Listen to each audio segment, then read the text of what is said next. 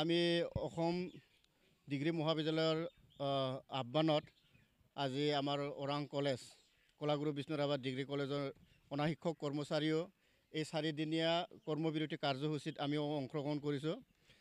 যোৱা 2021 চনৰ 1 জানুৱাৰীৰ পৰা বলবৎ হোৱাকৈ অসম চৰকাৰে যি 33খন কলেজ তথা এম ই স্কুলৰ পৰা আৰম্ভ কৰি অনাশিক্ষকসকলক যি বঞ্চনাৰে ফিক্স পে ৱাইজত বা ফিক্স পে চেলাৰি দি আমাক অন্যায় কৰি আছে, ইয়াৰ প্ৰতিবাদত আমি আজি কৰ্মবিৰতি লৈছোঁ।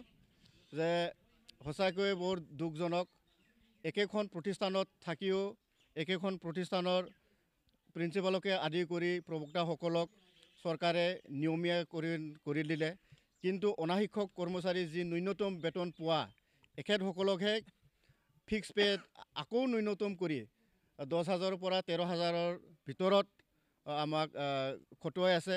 কিন্তু কাম যিমানখিনি কলেজ বা এখন ইনষ্টিটিউটৰ কাম কাজ থাকে গোটেইবিলাক ফৰগ্ৰেডৰ পৰা আৰম্ভ কৰি কেৰাণীসকলে বৰ নিয়াৰিকৈ কৰিবলগীয়া হয়। আৰম্ভণিৰ পৰা দৰ্জা বন্ধ কৰালৈকে চকীদাৰবিলাকে কাম কৰিবলগীয়া হয়। এজন ছাত্ৰ এডমিশ্যন কৰাৰ পৰা BA পাছ কৰি ওলাই যোৱাৰলৈকে কেৰাণীবিলাকে সকলোবিলাক কাম কাজ কৰিবলগীয়া হয়। তেনে ক্ষেত্ৰত আমাক কি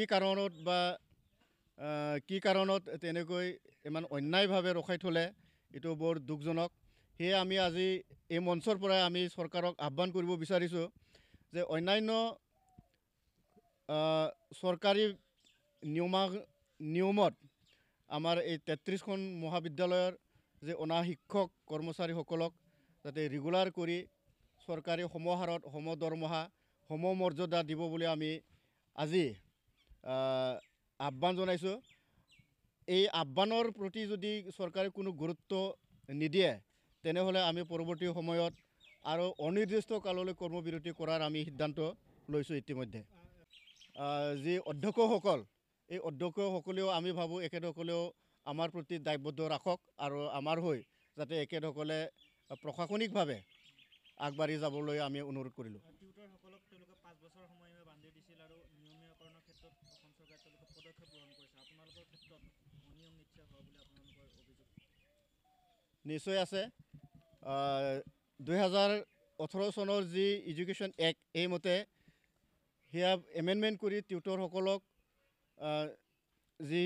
যিবিলাকৰ শিক্ষাগত অৰ্হতা বা ফুলফিল নাছিল, নেট স্লেট নাছিল, BEd বা DLEd নাছিল, এখেতসকলক টিউটৰ কৰি ৰাখিলে।